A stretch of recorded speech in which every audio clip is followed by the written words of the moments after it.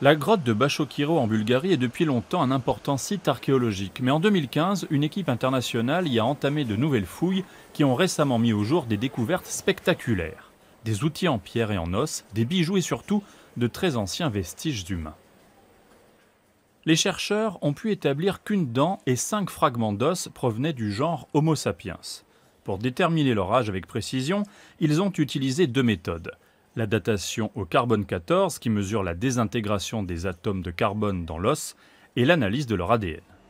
Résultat, ces vestiges d'Homo sapiens sont au moins 45 000 ans, soit près de 5 000 ans plus anciens que les fragments retrouvés en Europe jusqu'ici. Cette période autour de 40-45 000 ans, c'est une période très importante de l'évolution humaine. C'est l'époque à laquelle nos ancêtres, des Homo sapiens, sont montés dans les moyennes latitudes et ont remplacé en Europe en particulier les hommes de Néandertal. L'Afrique est la terre d'origine d'Homo sapiens.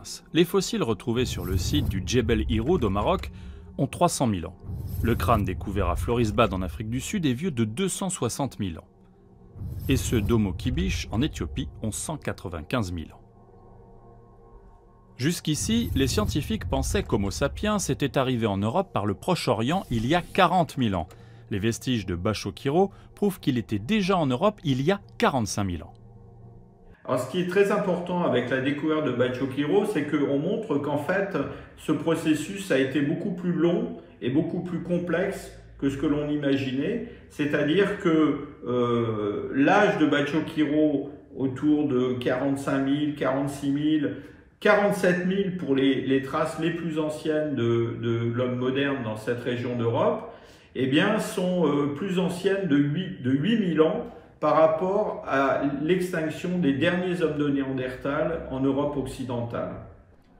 On a longtemps cru que Néandertal s'était éteint en premier et que Sapiens lui avait succédé. Les récentes découvertes montrent qu'ils se sont côtoyés pendant des millénaires et qu'ils se sont influencés culturellement. À Bachokiro ont également été retrouvées des dents d'animaux utilisées comme bijoux par Homo sapiens, une pratique reprise par les Néandertaliens, même scénario pour les outils.